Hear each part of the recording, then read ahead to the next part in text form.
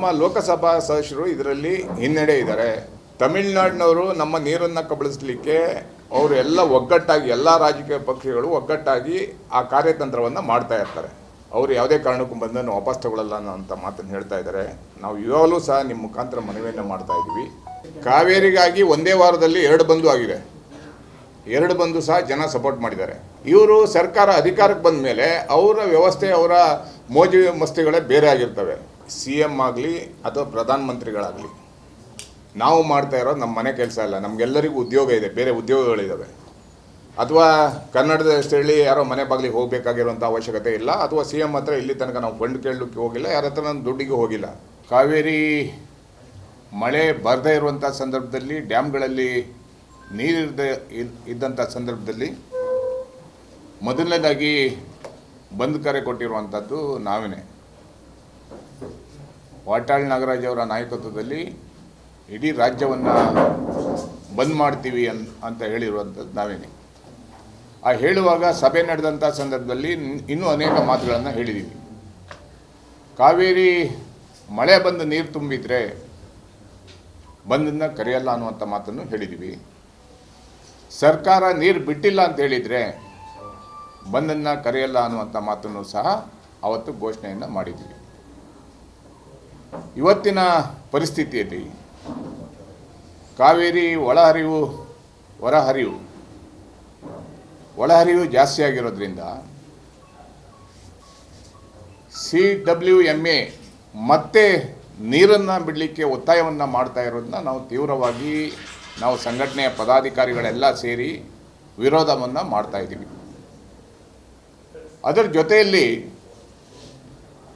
ಸರ್ಕಾರಕ್ಕೆ ಒತ್ತಡವನ್ನು ಹಾಕ್ತಾ ಇದ್ದೀವಿ, ಮನವಿಯನ್ನು ಮಾಡ್ತಾ ಇದ್ದೀವಿ.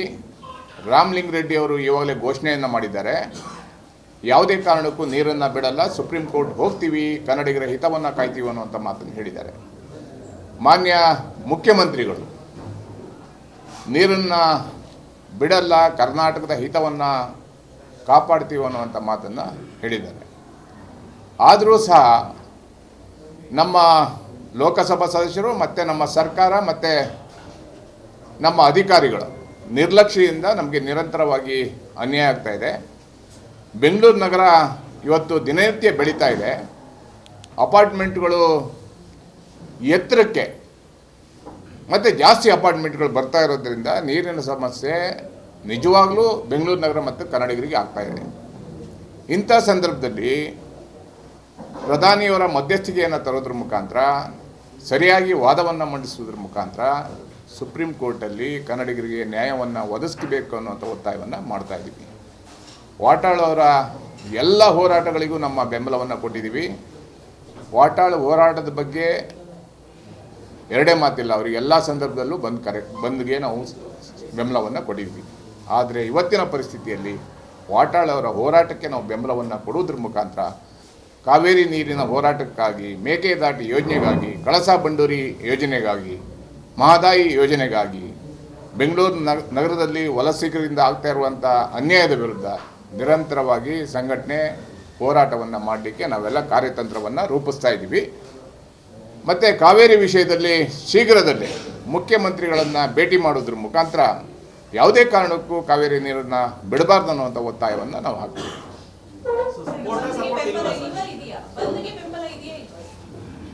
ನಾವು ಅವರ ಹೋರಾಟಕ್ಕೆ ಬೆಂಬಲವನ್ನು ಕೊಡ್ತೀವಿ. ಇವಾಗಿನ ಪರಿಸ್ಥಿತಿಯಲ್ಲಿ ಬಂದ್ಗೆ ಕರ್ನಾಟಕದಲ್ಲಿ ಬೆಂಗಳೂರು ನಗರದಲ್ಲಿ ಕಾರ್ಮಿಕರಿಗೆ, ರೈತರಿಗೆ, ಹೋಟೆಲ್ ಉದ್ಯಮಿಗಳಿಗೆ, ಬೇಕರಿಯವರಿಗೆ, ಚಿಕ್ಕ ಪುಟ್ಟ ವ್ಯವಹಾರ ಮಾಡುವಂಥವರಿಗೆ ತೊಂದರೆಯನ್ನು ಕೊಡೋದು ಬೇಡ ಅಂತೇಳಿ ವಾಟಾಳರವರಲ್ಲಿ ನಾವು ಮನವಿಯನ್ನು ಮಾಡ್ಕೊತಾ ಇದ್ದೀವಿ.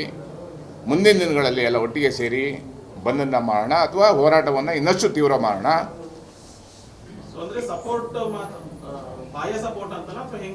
ಹೋರಾಟಕ್ಕೆ ಬೆಂಬಲ ಇದೆ.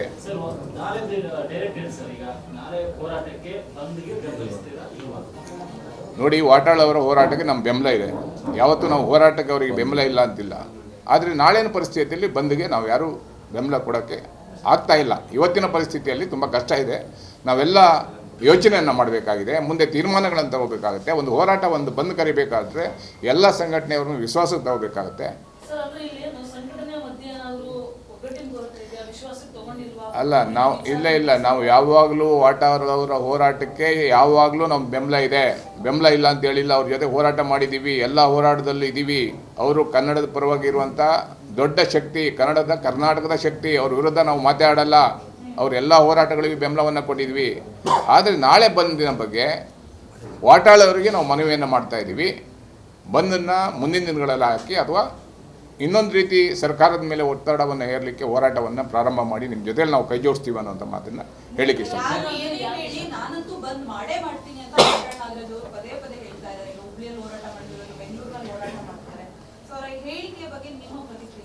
ಇಲ್ಲ, ವಾಟಾಳ್ ಅವರ ಹೋರಾಟ, ಅವರು ಬಂದ್ ಕರೆ ಕೊಟ್ಟಿದ್ದಾರೆ. ಅವರ ನಿಲುವು, ನಮ್ಮ ಸಂಘಟನೆಯ ನಿಲುವನ್ನು ನಾವು ಇವತ್ತು ಪ್ರಕಟಣೆ ಮಾಡಿದ್ದೀವಿ. ನಮ್ಮ ಹೋರಾಟ ಕಾವೇರಿ ನೀರಿಗಾಗಿ ನಿರಂತರವಾಗಿ ಹೋರಾಟ ಇರುತ್ತೆ. ಆದರೆ ನಾಳೆ ಬಂದಿಗೆ ನಾವೆಲ್ಲ ಹೋರಾಟವನ್ನು ಮಾಡ್ತೀವಿ, ಬಿಟ್ಟರೆ ಯಾವುದೇ ಬಂದಿಗೆ ನಾವು ಮಾಡ್ತಾ ಇಲ್ಲ ಅನ್ನೋಂಥದ್ದು ಸ್ಪಷ್ಟವಾಗಿ. ಸಿಎಂ ಅವರ ಒತ್ತಡ ಇತ್ತು, ಕೆಲವೊಂದು ಸಂಘಟನೆಗಳು ಹಿಂದೆ ಸರಿದಿರೋದಕ್ಕೆ ಕಾರಣ ಸಿಎಂ ಒತ್ತಡ ಅನ್ನುವಂತಹ ಮಾತುಗಳನ್ನು ಈಗ ವಾಟಾಳ್ ಬಣದವರು ತುಂಬಾ ಜನ ಹೇಳ್ತಾ ಇದ್ದಾರೆ. ಸಿಎಂ ಒತ್ತಡ ಹಾಕಿದ ತಕ್ಷಣ ಎಲ್ಲರೂ ಹಿಂದೆ ಸರಿದ್ರು ಬಂದಿಲ್ಲ ಅಂತ. ನಮಗೆ ಸಿಎಂ ಆಗಲಿ ಅಥವಾ ಪ್ರಧಾನಮಂತ್ರಿಗಳಾಗಲಿ ನಾವು ಮಾಡ್ತಾ ಇರೋದು ನಮ್ಮ ಮನೆ ಕೆಲಸ ಅಲ್ಲ. ನಮಗೆಲ್ಲರಿಗೂ ಉದ್ಯೋಗ ಇದೆ, ಬೇರೆ ಉದ್ಯೋಗಗಳಿದ್ದಾವೆ. ಅಥವಾ ಕನ್ನಡದ ಹೇಳಿ ಯಾರೋ ಮನೆ ಬಾಗಿಲಿಗೆ ಹೋಗಬೇಕಾಗಿರುವಂಥ ಅವಶ್ಯಕತೆ ಇಲ್ಲ. ಅಥವಾ CM ಹತ್ರ ಇಲ್ಲಿ ತನಕ ನಾವು ಫಂಡ್ ಕೇಳಲಿಕ್ಕೆ ಹೋಗಿಲ್ಲ, ಯಾರ ಹತ್ರ ನಾನು ದುಡ್ಡಿಗೆ ಹೋಗಿಲ್ಲ. ಆದ್ದರಿಂದ ನಮ್ಗೆ ಯಾವುದೇ ಭಯ ಇಲ್ಲ. ನಾವು ಮಾಡ್ತಾ ಇರೋದು ಕಾವೇರಿ ನೀರು ಕನ್ನಡಿಗರ ಆಸ್ತಿ, ಅದು ಜೀವನಾಡಿ. ಬೆಂಗಳೂರು ನಗರದಲ್ಲಿರುವವರು ಪ್ರತಿಯೊಬ್ಬರು ನೀರು ಕುಡಿಬೇಕಾಗಿದೆ. ಮಂಡ್ಯ ಮೈಸೂರು ರೈತರು ಕುಡಿಬೇಕಾಗಿದೆ. ಉತ್ತರ ಕರ್ನಾಟಕದಲ್ಲಿ ಮಹದಾಯಿ ಮತ್ತು ಕಳಸಾ ಬಂಡೂರಿ ಯೋಜನೆಯನ್ನು ಜಾರಿಗೆ ತರಬೇಕು. ಇದರಲ್ಲಿ ಪ್ರತಿಯೊಬ್ಬ ರಾಜಕಾರಣಿಗಳ ಪಾತ್ರನೂ ಇದೆ, ಪ್ರತಿಯೊಬ್ಬ ಅಧಿಕಾರಿಗಳ ಪಾತ್ರವೂ ಇದೆ. ಅವರಿಂದ ನಮಗೆ ನಿರಂತರವಾಗಿ ಅನ್ಯಾಯ ಆಗ್ತಾ ಇದೆ. ಒಟ್ಟಾರೆ ವ್ಯವಸ್ಥೆ ನಮಗೆ ಕನ್ನಡಿಗರಿಗೆ ಮರಣ ಶಾಸನವನ್ನು ಬರೆಯುವಂಥ ಕೆಲಸ ಮಾಡಿದೆ. ಆದ್ದರಿಂದ ನಾವು ಸರ್ಕಾರಕ್ಕೆ ಒತ್ತಡವನ್ನು ಹಾಕ್ತಾ ಇದ್ದೀವಿ.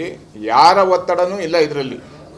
ನಮಗೆ ಇಲ್ಲಿ ಸಾಮಾನ್ಯ ಜನರು ಮತ್ತು ಮಳೆ ಚೆನ್ನಾಗಿ ಸುರಿದಿರೋದ್ರಿಂದ, ಡ್ಯಾಮ್ಗಳಲ್ಲಿ ನೀರು ತುಂಬ್ತಾ ಇರೋದ್ರಿಂದ, ಒಳೆ ಹರಿವು ಜಾಸ್ತಿ ಆಗ್ತಾ ಇರೋದ್ರಿಂದ, ಮತ್ತು ಸರ್ಕಾರ ನೀರನ್ನು ಬಿಡಲ್ಲ ಅಂತೇಳಿ ಸ್ಪಷ್ಟವಾಗಿ ಹೇಳಿರೋದ್ರಿಂದ ನಾವು ಈ ಬಂದಿಂದ ಹೋರಾಟವನ್ನು ಮಾಡಲಿಕ್ಕೆ ನಾವೆಲ್ಲ ತಯಾರಾಗಿದ್ದೀವಿ. ವಾಟಾಳ್ ಅವರಿಗೆ ಯಾವಾಗಲೂ ನಮ್ಮ ಬೆಂಬಲವನ್ನು ಕೊಡ್ತಾ ಇರ್ತೀವಿ. ವಾಟಾಳ್ ಅವ್ರ ಬಗ್ಗೆ ನಮ್ದು ಎರಡೇ ಮಾತೇ ಇಲ್ಲ. ಅವ್ರ ಹೋರಾಟದಲ್ಲಿ ಕರ್ನಾಟಕದ ನಂಬರ್ 1 ಅಂತ ಹೇಳಿದ್ರು ಎಲ್ಲೂ. ಸರ್, ಈಗ CWMA ಮೊದಲನೇ ಡೈರೆಕ್ಷನ್ ಅಲ್ಲೂ ಕರ್ನಾಟಕಕ್ಕೆ ಹಿನ್ನಡೆ ಆಯಿತು. ನಿನ್ನೆ ಕೊಟ್ಟಂತ ಎರಡನೇ ಡೈರೆಕ್ಷನ್ ಅಲ್ಲೂ ಕೂಡ ಕರ್ನಾಟಕಕ್ಕೆ ಹಿನ್ನಡೆ ಆಗಿತ್ತು. ತಾವು ಮೊದಲನೇ ಡೈರೆಕ್ಷನ್ ಅಲ್ಲಿ ಈ ರೀತಿಯಾದ ನಿರ್ಧಾರ ಕೈಗೊಂಡಿದ್ರಿ. ಈಗ ನಿನ್ನೆ ಡೈರೆಕ್ಷನ್ ಬಂದಿದೆ. ಅದರ ಪ್ರಕಾರ ಹೋದ್ರೆ ತಾವು ಹೋರಾಟ ಮಾಡಲ್ಲ ಅಂತ ಹೇಳ್ತೀರಾ? ಯಾಕಂದ್ರೆ ಇದು ಬಹಳ ದೊಡ್ಡ ಮಟ್ಟದಲ್ಲಿ ಚರ್ಚೆ ಆಗತ್ತೆ. ಯಾಕಂದ್ರೆ ಕನ್ನಡ ಪರ ಹೋರಾಟಗಾರರು ಏನು ರೈತರ ಪರವಾಗಿ ನಿಂತಿದ್ದೀವಿ ಎನ್ನುವಂತ ಮಾತನ್ನ ಹಿಂದೆ ಕೂಡ ತಾವು ಹೇಳಿದ್ರಿ, ತಮ್ಮ ಹಲವು ಬಣಗಳು ಕೂಡ ಹೇಳಿದ್ವು. ಆದ್ರೆ ಈ ನಿರ್ಧಾರ ಸರಿಯಾ ಅನ್ನುವಂತಹ ಚರ್ಚೆ ಈಗ ಆಗ್ತಾ ಇದೆ. ನೋಡಿ, ಆವತ್ತು ನಾವು ಬಂದ್ ಕರೆ ಕೊಟ್ಟವಾಗ ಮಳೆ 20% ಕರ್ನಾಟಕ ಮಳೆ ಬಂದಿಲ್ಲ. ಯಾವ ಡ್ಯಾಮಲ್ಲೂ ನೀರಿದ್ದಿಲ್ಲ. ಅಂಥ ಸಂದರ್ಭದಲ್ಲಿ ಅನಿವಾರ್ಯವಾಗಿ ಬಂದ್ ಕರೆ ಕೊಟ್ಟಿದ್ದೀವಿ ಎಲ್ಲ ಒಟ್ಟಿಗೆ. ಅದಾದ ತಕ್ಷಣ ನಿರಂತರವಾಗಿ ಮಳೆ ಸುರಿದಿದೆ. ನೀರು ಹೇರಳವಾಗಿ ನಮ್ಮ ಡ್ಯಾಮ್ಗಳು ತುಂಬ್ತಾ ಇದ್ದಾವೆ. ಸರ್ಕಾರ ನಮಗೆ ನೀರು ಬಿಡಲ್ಲ ಅನ್ನುವಂಥ ಮಾತನ್ನು ಮಾನ್ಯ ಮುಖ್ಯಮಂತ್ರಿಗಳು ರಾಮಲಿಂಗಾರೆಡ್ಡಿ ಅವರು, ನೀರಾವರಿ ಸಚಿವರಾದಂಥ ರಾಮಲಿಂಗಾರೆಡ್ಡಿ ಅವರು ಸುಪ್ರೀಂ ಕೋರ್ಟ್ ಹೋಗ್ತೀವಿ, ನೀರನ್ನು ಬಿಡಲ್ಲ ಅನ್ನೋಂಥ ಮಾತನ್ನು ನಿನ್ನೆನೂ ಸಹ ಹೇಳಿದ್ದಾರೆ. ಅವರ ಮಾತಿನ ಭರವಸೆ ಮೇಲೆ ನಾವು ಈ ಬಂದನ್ನು ವಾಪಸ್ ತಗೊತಾ ಇದ್ದೀವಿ. ಆದರೆ ತಮಿಳುನಾಡಿನ ಬೆಳವಣಿಗೆಗಳು ಸಾಕಷ್ಟು ಮಟ್ಟದಲ್ಲಿ ಬದಲಾವಣೆ ಆಗ್ತಾ ಇದೆ. ತಮಿಳುನಾಡಿನ ಎಂಪಿಗಳಿರ್ಬೋದು, ಪಾರ್ಲಿಮೆಂಟ್ ಮಟ್ಟದಲ್ಲಿ ಬಹಳಷ್ಟು ದೊಡ್ಡ ಮಟ್ಟದಲ್ಲಿ ಇದು ಚರ್ಚೆ ಆಗ್ತಾ ಇದೆ. ಸೊ ಅದ್ರ ಬಗ್ಗೆ ಏನು ಹೇಳ್ತೀರಿ? ತಮಿಳುನಾಡಿನವರು ನಮ್ಮ ನೀರನ್ನು ಕಬಳಿಸಲಿಕ್ಕೆ ಅವರು ಎಲ್ಲ ಒಗ್ಗಟ್ಟಾಗಿ, ಎಲ್ಲ ರಾಜಕೀಯ ಪಕ್ಷಗಳು ಒಗ್ಗಟ್ಟಾಗಿ ಆ ಕಾರ್ಯತಂತ್ರವನ್ನು ಮಾಡ್ತಾ ಇರ್ತಾರೆ. ಆದರೆ ನಮ್ಮಲ್ಲಿ ಲೋಕಸಭಾ ಸದಸ್ಯರು ಡೆಲ್ಲಿಗೆ ಹೋಗ್ತಾರೆ, ಏನು ಮಾಡ್ತಾರೆ ಅನ್ನುವಂಥ ನಾವು ಪ್ರಶ್ನೆಗಳನ್ನ ಅವರಿಗೂ ಸಹ ಇಡಬೇಕಾಗಿದೆ. ನಮ್ಮ ಅಧಿಕಾರಿಗಳು ಸಹ ಏನು ಮಾಡ್ತಾ ಇದ್ದಾರೆ? ಇಷ್ಟು ವರ್ಷ ತನಕ ನಮಗೆ ಕರ್ನಾಟಕದ ವಿಷಯದಲ್ಲಿ ಅಥವಾ ಕಾವೇರಿ ವಿಷಯದಲ್ಲಿ ನ್ಯಾಯ ಯಾವತ್ತೂ ಸಿಗ್ತಾ ಇಲ್ಲ. ಅದಕ್ಕಾಗಿ ಹೋರಾಟವನ್ನು ತೀವ್ರ ಮಾಡುವಂಥ ಕೆಲಸವನ್ನು ಮಾಡ್ತಾ ಇದ್ದೀವಿ. ನಿನ್ನೆ ಕೊಟ್ಟಿರುವಂಥ ಆದೇಶವನ್ನು ಭಾರಿ ಗಂಭೀರವಾಗಿ ಚರ್ಚೆ ಮಾಡೋದ್ರ ಮುಖಾಂತರ ಮುಖ್ಯಮಂತ್ರಿಗಳಿಗೆ ಮನವಿಯನ್ನು ಕೊಡುವಂಥ ಕೆಲಸವನ್ನು ಸಹ ನಾವು ಮಾಡ್ತೀವಿ. ಸರ್, ಈಗ ಅವತ್ತು ಬಂದಿಗೆ ಕರೆ ಕೊಟ್ಟಾಗ ನೀವು, ವಾಟಾಳ್ ನಾಗರಾಜು, ಶಿವರಾಮೇಗೌಡರು, ಸಾರಗೊಂಡು ಎಲ್ಲರೂ ಸೇರಿ ಒಮ್ಮತದಿಂದ ತೀರ್ಮಾನ ತಗೊಂಡಿದ್ದೀವಿ ಸರ್. ಇವತ್ತು ನೀವು ಬಂದಿಗೆ ನಮ್ಗೆ ಬೆಂಬಲ ಇಲ್ಲ ಅಂತ ನೀವು ಹೇಳ್ತಾ ಇರೋದು, ವಾಟಾಳ್ ನಾಗರಾಜ್ ಅವರ ಜೊತೆ ಚರ್ಚೆ ಮಾಡಿ ಡಿಸೈಡ್ ಮಾಡಿರೋದು ಅಥವಾ ಏಕಾಏಕಿ ಡಿಸೈಡ್ ಮಾಡಿರೋದು? ವಾಟಾಳ್ ಅವರ ಜೊತೆ ಚರ್ಚೆ ಮಾಡಿದ್ದೀವಿ, ಮನವಿ ಮಾಡಿದ್ದೀವಿ. ಅವರು ಯಾವುದೇ ಕಾರಣಕ್ಕೂ ಬಂದನ್ನು ವಾಪಸ್ ತಗೊಳ್ಳಲ್ಲ ಅಂತ ಮಾತನ್ನು ಹೇಳ್ತಾ ಇದ್ದಾರೆ. ನಾವು ಇವಾಗಲೂ ಸಹ ನಿಮ್ಮ ಮುಖಾಂತರ ಮನವಿಯನ್ನು ಮಾಡ್ತಾ ಇದ್ದೀವಿ.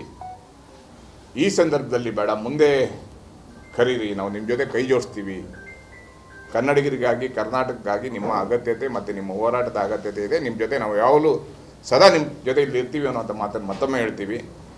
ಈ ಸಂದರ್ಭದಲ್ಲಿ ನೀರು ತುಂಬಿರೋದ್ರಿಂದ ಮತ್ತು ಸರ್ಕಾರ ನೀರು ಬಿಡಲ್ಲ ಅಂತ ಹೇಳಿರೋದ್ರಿಂದ ನಾವು ಈ ಚಿಂತನೆಯನ್ನು ನಾವೆಲ್ಲ ರಾಜ್ಯ ಪದಾಧಿಕಾರಿಗಳು, ನಮ್ಮದು ಒಂದು ಸಂಘಟನೆ ಇದೆ, ನಮ್ಮ ರಾಜ್ಯ ಪದಾಧಿಕಾರಿಗಳು, ನಮ್ಮ ಜಿಲ್ಲಾಧ್ಯಕ್ಷರುಗಳು ನಾವೆಲ್ಲ ಒಟ್ಟಿಗೆ ಚರ್ಚೆ ಮಾಡಿ ಆ ನಿರ್ಧಾರವನ್ನು ತಗೊಳ್ಳಬೇಕಾಗುತ್ತೆ. ಆದ್ದರಿಂದ ಈ ನಿರ್ಧಾರಕ್ಕೆ ಬಂದಿದ್ದೀವಿ. ಸರ್, ವಾಟಾಳು ಕಡೆಯವರು ಅಂದ್ರೆ ಯಾರು ನಮ್ಮ ಹತ್ರ ಮಾತಾಡಿಲ್ಲ, ಏಕಾಏಕಿ ಡಿಸೈಡ್ ಮಾಡಿದ್ದಾರೆ. ನಾವು ಒಕ್ಕೂಟ ಅಂತ ಮಾಡ್ಕೊಂಡಿದೀವಿ. ಒಕ್ಕೂಟ ಅಂದಾಗ ನಮ್ಮ ಜೊತೆ ಚರ್ಚೆ ಮಾಡಿ ತೀರ್ಮಾನ ಮಾಡಬೇಕು. ಬಟ್ ಅದು ನಮ್ಮ ಜೊತೆಗೆ ತೀರ್ಮಾನನೇ ಮಾಡಿಲ್ಲ, ಏಕಾಏಕಿ ಅವ್ರು ಘೋಷಣೆ ಮಾಡ್ತಾರೆ ಅಂತಂದ್ರೆ ಅದು ಸರಿಯಲ್ಲ ಅನ್ನುವಂತ ಒಂದು ಅಭಿಪ್ರಾಯ ವ್ಯಕ್ತವಾಗ್ತದೆ. ಎಲ್ಲ ಒಟ್ಟಿಗೆ ನಾವೇ ಹೇಳಿದ್ನಲ್ಲ, ನಾವೇ ಮೊದಲನೇದಾಗಿ ಘೋಷಣೆ ಮಾಡಿರುವಂಥದ್ದು ನಾವೇನೆ. ನೀರು ಬಂದಿರೋದ್ರಿಂದ ಈ ನಿಲುವಲ್ಲಿ ಬದಲಾವಣೆ ಆಗಿದೆ.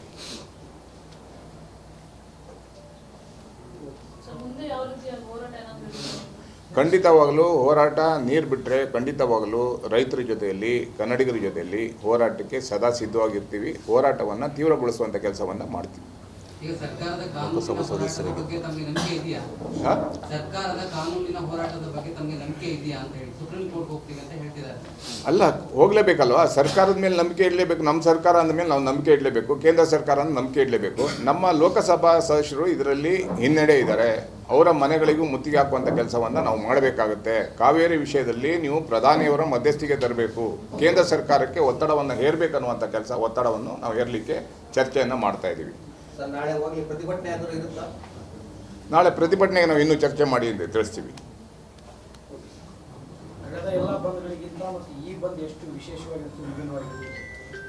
ಕಳೆದ ಬಾರಿ ಅನೇಕ ಸಲ ಬಂದಾಗಿದೆ ಈ ವಿಚಾರಕ್ಕೆ ಸಂಬಂಧಪಟ್ಟಾಗಿ. ಈ ಬಂದು ಏನು ವಿಶೇಷತೆ? ಕಾವೇರಿಗಾಗಿ ಒಂದೇ ವಾರದಲ್ಲಿ 2 ಬಂದು ಆಗಿದೆ. 2 ಬಂದು ಸಹ ಜನ ಸಪೋರ್ಟ್ ಮಾಡಿದ್ದಾರೆ. ಕಾವೇರಿ ಕನ್ನಡಿಗರ ಜೀವನಾಡಿ. ನಾವು ಹೋರಾಟಗಾರರು ಹೇಳಿದ ತಕ್ಷಣ ಬಂದ್ ಮಾಡಲ್ಲ. ಕನ್ನಡಿಗರ ಜೀವನಾಡಿಯನ್ನು ಎಲ್ಲ ಕನ್ನಡಿಗರು ಕಾವೇರಿಗಾಗಿ ಎಲ್ಲ ಸಂದರ್ಭದಲ್ಲೂ ನಮ್ಮ ಜೊತೆಯಲ್ಲಿ, ಕನ್ನಡ ಹೋರಾಟಗಾರರ ಜೊತೆಯಲ್ಲಿ ನಿಂತಿದ್ದಾರೆ.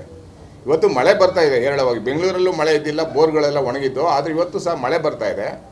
ಬೆಂಗಳೂರು ನಗರಕ್ಕೆ ನೀರು ತರಲಿಕ್ಕೆ ಬರೀ ಕಾವೇರಿ ಒಂದೇ ಅಲ್ಲ, ನಮ್ಮ ಸರ್ಕಾರ ನೇತ್ರಾವತಿ ನೀರು ಹರಿದು ಸಮುದ್ರಕ್ಕೆ ಸೇರ್ತಾ ಇದೆ, ಶರಾವತಿ ನೀರು ಹರಿದು ಸಮುದ್ರ ಸೇರ್ತಾ ಇದೆ. ಅದನ್ನು ತಿರುವು ಮಾಡಿ ಬೆಂಗಳೂರು ನಗರ ಮತ್ತು ಕೋಲಾರ, ಚಿಕ್ಕಬಳ್ಳಾಪುರ, ಗ್ರಾಮಾಂತರ ಜಿಲ್ಲೆಗೆ ನೀರನ್ನು ಕೊಡ್ಬೋದು. ಒಂದು ಕಡೆ ಮಹದಾಯಿ ಯೋಜನೆಗೆ ಆವತ್ತಿಂದ ಉತ್ತರ ಕರ್ನಾಟಕದ ರೈತರು ಬಬ್ಬೆ ಹೊಡಿತಾ ಇದ್ದಾರೆ. ಇಲ್ಲಿ ತನಕ ಆ ಭಾಗದಲ್ಲಿ ಗೆದ್ದು ಬರ್ತಾ ಇದ್ದಾರೆ. ಮಾಡ್ತೀವಿ ಅಂತಾರೆ, ಸಂಸದರಾಗ್ತಾರೆ, ಚರ್ಚೆ ಮಾಡಲ್ಲ, ನೀರನ್ನು ಕೊಡುವಂಥ ಕೆಲಸ ಮಾಡಿಲ್ಲ. ಕಳಸಾ ಬಂಡೂರಿ ಅನೇಕ ನಾಲೆಗಳಿಂದ ಕುಡಿಯೋ ನೀರಿನ ಯೋಜನೆ, ಅದಕ್ಕೂ ಸಹ ಕೈ ಹಾಕಿಲ್ಲ. ಇದೆಲ್ಲ ಹೊಟ್ಟೆ ಉರಿ ಇದೆ. ಇವರು ಸರ್ಕಾರ ಅಧಿಕಾರಕ್ಕೆ ಬಂದ ಮೇಲೆ ಅವರ ವ್ಯವಸ್ಥೆ, ಅವರ ಮೋಜು ಮಸ್ತಿಗಳೇ ಬೇರೆ ಆಗಿರ್ತವೆ. ಹೋರಾಟಗಾರರ ಮಾತುಗಳು ಗೆದಿಬೇಕಾದ್ರೆ ಮುಂಚೆ ಕೇಳ್ತಾರೆ ಬಿಟ್ಟರೆ ಗೆದ್ದ ಮೇಲೆ ಯಾರೂ ಅದರ ಕಡೆ ಗಮನ ಕೊಡ್ತಾ ಇಲ್ಲ. ಅದಕ್ಕಾಗಿ ಅನಿವಾರ್ಯವಾಗಿ ಎಲ್ಲ ಒಟ್ಟಿಗೆ ಸೇರಿ ಇನ್ನೊಮ್ಮೆ ಹೋರಾಟವನ್ನು ತೀವ್ರಗೊಳಿಸುವಂಥ ಕೆಲಸವನ್ನು ಮಾಡ್ತೀವಿ. ಉತ್ತರ ಕರ್ನಾಟಕದಲ್ಲೂ ಸಹ ಅಭಿವೃದ್ಧಿ ಆಗಬೇಕು. MES ಇರ್ಬೋದು. ಬೆಂಗಳೂರು ನಗರದಲ್ಲಿ ಎಷ್ಟೊಂದು ತೊಂದರೆ ಇದೆ. ಬೆಂಗಳೂರು ನಗರ ಎಲ್ಲೇರಿ ಬೆಳೆಸಿದ್ದಾರೆ ಇವತ್ತು? ತುಮಕೂರಿಂದ ಕನಕಪುರ ತನಕ ಬೆಂಗಳೂರಾಗಿದೆ. ಚಿಕ್ಕಬಳ್ಳಾಪುರದಿಂದ ರಾಮನಗರ ದಾಟಿ ಹೋಗ್ತಾ ಇದೆ. ಇವತ್ತು ರಾಮನಗರ ಗ್ರೇಟರ್ ಬೆಂಗಳೂರು ಮಾಡ್ತಾ ಇದ್ದಾರೆ. ನೀರು ಎಲ್ಲಿಂದ ತರ್ತೀರ ಅನ್ನುವಂಥದ್ದು ಯಾವುದಾದ್ರು ಬ್ಲೂ ಪ್ರಿಂಟ್ ಇದೆಯಾ ನಮ್ಮ ಸರ್ಕಾರಕ್ಕೆ, ಅಧಿಕಾರಿಗಳಿಗೆ? ನೀರಿಲ್ಲ, ಮಳೆ ಬಂದಿಲ್ಲ ಅಂದರೆ ನೀರಿಲ್ಲ. ಇವತ್ತು ಮಳೆ ಬಂದಿದೆ, ಸ್ವಲ್ಪ ಉಸಿರಾಡ್ತಾ ಇದ್ದೀವಿ ಅಷ್ಟೇ. ಮತ್ತೆ ನೀರು ಇವ್ರು ಹೇಳಿದ ಥರ ಬಿಟ್ಟರೆ ಕಾವೇರಿ ಮತ್ತೆ ಬರದಾಗತ್ತೆ.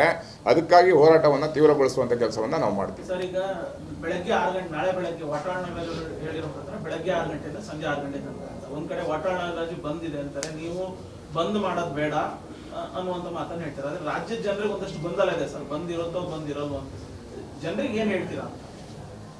ಅಲ್ಲ, ರಾಜ್ಯದ ಜನಕ್ಕೆ ವಾಟಾಳ್ ನಾಗರಾಜ್ ಅವರು ಹೇಳಬೇಕಾಗತ್ತೆ ಯಾವ ರೀತಿ ಅಂತ. ವಾಟಾಳ್ ನಾಗರಾಜ್ ಅವರು ಏನು ಕರೆ ಕೊಟ್ಟಿದ್ದಾರೆ, ಅವ್ರಿಗೆ ನಾವು ಇವಾಗಲೂ ಮನವಿ ಮಾಡ್ತಾ ಇದ್ದೀವಿ, ಹೋರಾಟ ಮಾಡೋಣ ಅಂತ. ಹೋರಾಟಕ್ಕೆ ಅವ್ರ ಜೊತೆ ಕೈ ಜೋಡಿಸ್ತೀವಿ ಅಂತ. ಬಂದಿಂದ ಇವತ್ತಿನ ಪರಿಸ್ಥಿತಿಯಲ್ಲಿ ತುಂಬ ಕಷ್ಟ ಆಗುತ್ತೆ. ಎಲ್ಲರೂ ಬಂದು ಈ ಸಂದರ್ಭ ಬೇಡ ಅನ್ನುವಂಥ ಮಾತುಗಳನ್ನ ಹೇಳ್ತಾ ಇದ್ದಾರೆ. ಆದ್ದರಿಂದ ನಮ್ಮ ರಾಜ್ಯ ಪದಾಧಿಕಾರಿಗಳ ಮಾತನ್ನು ಕೇಳಿ ನಾವು ನಿರ್ಧಾರವನ್ನು ತಗೊಂಡು. ಮಳೆ ಬರ್ತಾ ಇರೋದು ನಿನ್ನೆ ಮೊನ್ನೆ ಅಂತ ಅವತ್ತು ಘೋಷಣೆ ಮಾಡಿ 2-3 ದಿವಸದ ನಂತರನೇ ಸಾಕಷ್ಟು ಮಳೆ ಆಗ್ತಾ ಇದೆ. ಸೊ ಈ ಟೈಮಲ್ಲಿ ಅಂದ್ರೆ ನಾಳೆ ಬಂದಿರೋದ್ರಿಂದ ಈಗ ನಾವು 2-3 ದಿನಗಳ ನಂತರನೇ ಚರ್ಚೆಗಳನ್ನ ಮಾಡಿದ್ದೀವಿ ಎಲ್ಲರ ಹತ್ರ. ಮಳೆ ಬರ್ತಾ ಇದೆ, ಬಂದನ್ನು ಮುಂದಕ್ಕೆ ಹಾಕೋಣ ಅಂತ ಚರ್ಚೆ ಮಾಡಿದ್ದೀವಿ. ಎಲ್ಲರ ಹತ್ರನೂ ಚರ್ಚೆ ಮಾಡಿದ್ದೀವಿ.